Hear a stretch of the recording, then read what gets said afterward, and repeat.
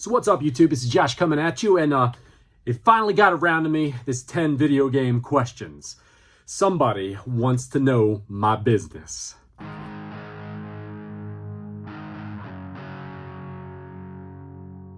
So welcome back in, y'all. So like I said, it's been a couple months, probably 3, 4, I don't know, maybe even 5 months ago that this video response challenge started running around YouTube. I've watched a ton of them. I never got tagged in it. I know there was an open tag with people, and I know some people just threw in and did it anyway without being tagged. But I finally got tagged about a month ago from my buddy, Mike Tendo Power.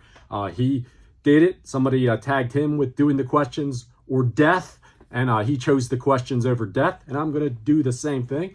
I'm not ready to go yet. I got some more games around here I want to play and some more things in this life that I want to do. So I thought it would be kind of fun. I mean, like I said, I enjoyed watching them when it went around the community over the past few months. I guess it may still be trickling around. I know Mike's was the last one that I saw. That was about a month ago. I'm a procrastinator. I told him I would do it, and I wanted to finally get some time to get around to it. The beer we have that we're going to be sipping on while we answer these questions comes to us from my buddies up at Brewery Fire in Tawnytown, Maryland. And this one is the Ale Ventures of Buckaroo Brown's Eye Across the Fermentation. What a title, right? Buckaroo Banzai, the old sci-fi show. A nice take on it. This I've had a few of them.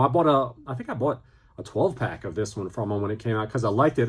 Surprisingly, because typically I'm not a huge fan of brown ales. This is an Imperial Brown Ale that comes in at 7.5% coffee, chocolate, peanut butter, and it hits on all of that. It actually has a very stout flavor profile, very malty, very almost, actually maybe not even so much a stout, more of like a porter, because it's got a very kind of nutty kind of flavor profile to it, but very malty as well. Almost gave me a beer mustache right there. Absolutely delicious. I could drink this one after another, and it's not quite as heavy as a stout or a porter typically are when you drink them. So that's kind of why I like it. It gives you that same, nutty malty flavor profile, like I said before, but it gives you those hits of flavor that you want, but it's not super heavy like a lot of those beers are. That is damn good. Love Brewery Fire. Always shout them out on the channel. I wrote all these down because there was no way in heck that I was going to remember these 10 questions, but we'll just do it off the cuff here. I'll try to throw something in that's a little more entertaining than this mug. I know I'm good looking to look at, but I know you guys will probably get tired of looking at me while I answer these. Number one, what type of games do you like to play? So for me, I like pretty much any type of game, at least to check out and try. Probably though, what the core type of games that I love to play the most, that stick with me the longest, are going to be something that has a good, compelling story and has a little bit of action and adventure. So that's the genre, the action adventure type of genre. The games, like I said, that kind of just like stick with me the most are those type of games, like the Zelda franchise. I love the Zelda franchise. Haven't played really any game that I didn't like of the Zelda franchise. The Uncharted games, they're ones that pop right into my head when I think action adventure. Just a phenomenal set of games. The Last of Us, another one, a good story with an action adventure, third person style. I mean, I guess that could be kind of a broad thing, but that's what I'm going to go with. Something that's got a good story, action adventure, that's going to keep me interested as I work my way through it. Question number two, we have, how much time do you spend playing games? Now, as an adult, we all know this one right here is a tough one. There's going to be times when you're going to have a little bit more to spend and times when you're not. There'll be times where I might go a week or two where I don't play anything because I'm just busy in life.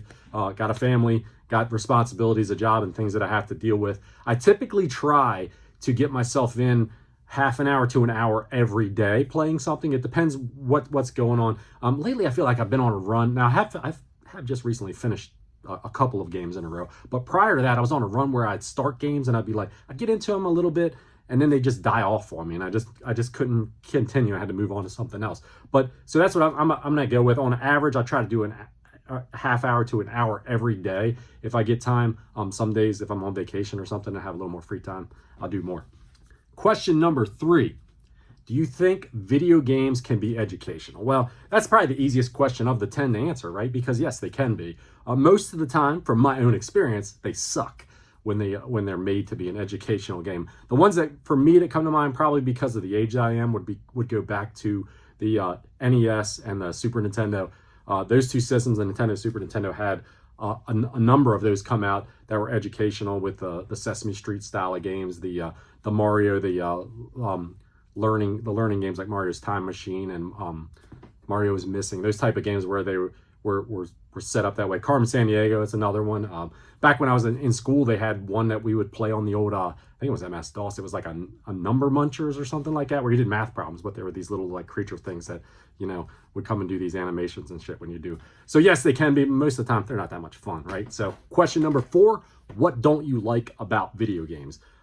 Pretty much my pick with video games now is going to be with modern gaming more than it is with retro gaming. And it is just the downloads and all the crap that has to come along with it. You buy a game, you're excited, you want to come home, you want to play the game, or maybe you just pull it off your shelf and you're excited, you're like, this is one that I've been wanting to play. You pop it in the system and boom, you got to do a download to play the game. If you have great internet, it doesn't even matter. I've got pretty good internet here, and sometimes you have like a 20-minute, 30-minute wait before you could play the game because it's got to download whatever it has to do. Or maybe your system, maybe you haven't played your system in a while, you're at Series X, your PS4, PS5, and you have to update the system. And then you've got another thing that you have to download. That sucks because, you know, the old retro stuff, man, when we wanted to play, we had time to play, we'd boom. That's why I probably play more retro than I do modern nowadays, for that simple reason alone. So that's one thing that I hate about video games, the modern stuff, because I don't have time. I don't have time to wait. Question number 5 we have is, how much do you spend on video games? So I'm taking this one from what I've watched of everyone else's. You're just basically talking about what do you spend per month. I think it varies, honestly. There's months where I may spend $100. There's months where I may spend $300 or $400. I'm not going to lie. I mean, some folks would say, oh, you're spending way more than 100, or, oh man, you spend that much money, you spend $300 or $400 a month on video games. It's my money. I can do what I want with it. Typically, what I try to do with stuff is I try to buy bundles of things so I can flip things back and get some of my money back. I also, historically, if you've watched the channel for any period of time, I like to do a lot of thrifting, or at least I used to. I don't do it as much over the past year because I'm not really finding anything. But I would find boatloads of games for $2 or $3 a piece, you know, and that's where a lot of them come from in my collection. I don't typically buy brand new games. So you guys that go out and you say, I want the brand new Call of Duty that comes out, and you drop $70 on that game, dude, I could buy 10 games, you know, 10, 12 games for $70.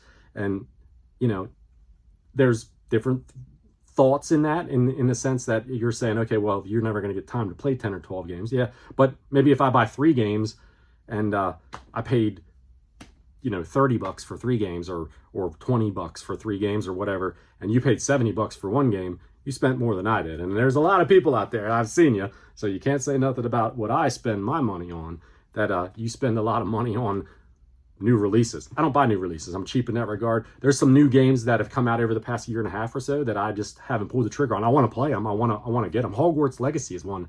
I think it just recently came down for some of the holiday sales that are getting ready to go on. But I don't want to pay more than $20 for it. I want to play it eventually. I'll find a copy of it and I'll play it. But that's the way I work with it. So I would say around that amount. I do a couple of video game subscription boxes. Actually, one now because I've stopped doing the other one. But that rings up to $65 a month for that one. When it was 2, it was like a little over $100 for those 2 boxes, and then you'd figure whatever else I'd spend on pickups. But so I'd say that's probably a good average. Question number 6.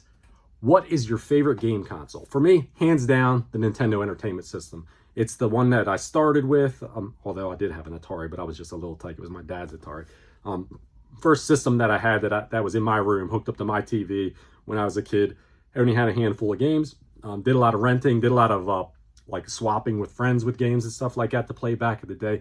Still holds a place in my heart nostalgically for the system. It's a phenomenal system. I've actually just recently watched a video that someone was talking about why the NES was great. And there's a lot of people that dog it. You just didn't grow up with it. You don't understand it in that regard. But even if you didn't grow up with it, you have to admit that's a huge library of games. And there's constantly a lot more discovery in that library, even if you're familiar with it. There's at least 100, 150 amazing games on that system. And you know, a lot of systems have crap on them. The Nintendo does too, but it started it all, folks.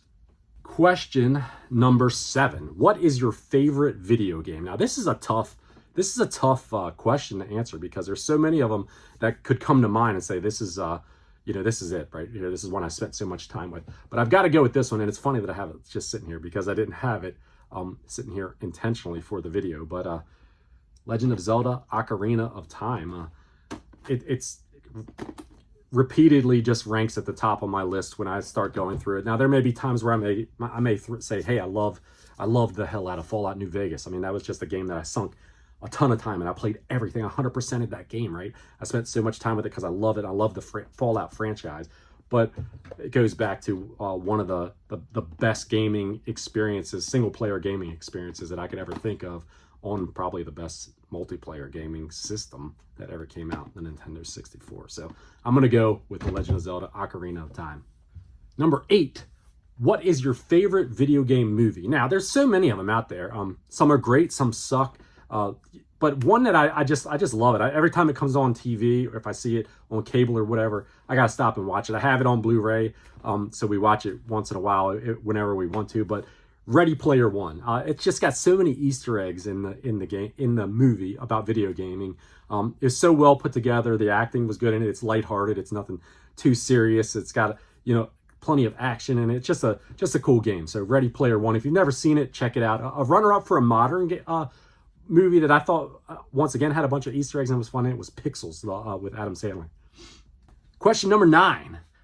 Who is your favorite video game character? Another really tough one because there's so many iconic characters throughout video gaming. I'm just going to throw one out there that probably no one else has picked. Duke Nukem. Dude, like, beer drinking, womanizing, epitome of the 1990s when he made his breakout onto the scene. Foul mouth, whatever. You know what I'm saying? It's just something that you just would never see again nowadays. And he's just a character that pops right in my head when I think video games. Even though some of the video games that he was in really weren't that great of video games. We need a resurgence. Whoever's out there, somebody's out there listening, come on, give us a good Duke Nukem game. We deserve it. That was close enough to shave my balls. Question number 10. The final question on the list. What is your least favorite type of game? So seems kind of like a weak question to end with. Number 10. That should have been somewhere up the line and then ended with, you know, what's your favorite game or what's your favorite thing? But whatever, I digress. Least favorite type of game for me is probably real-time strategy games. I just don't get into it. I don't have the time for it. And even when I was younger, while I did play a few of those type of games, they were never my bag. They were never something that I really wanted to spend that much time with. So that's why I don't care for them. I'm not going to tag anybody with this because it went way around the community. I have no idea who has done this. It's probably kind of, this video response community challenge is probably kind of petering out now because it's been going on for like 4 or 5 months. So if anybody wants to do a response to it and they want to tag me in it, I'll be glad to watch what you got out there. Mr. Mike Tendo Power, please go over and check his channel out. And Mike, thank you for tagging me in this. It's been fun answering the questions, sitting here having a beer with you guys. So until next time, everybody, you all take care of yourself out there. We're getting near the holiday season, so please be safe and enjoy yourself. Enjoy some time with your friends and family. Until next time, cheers.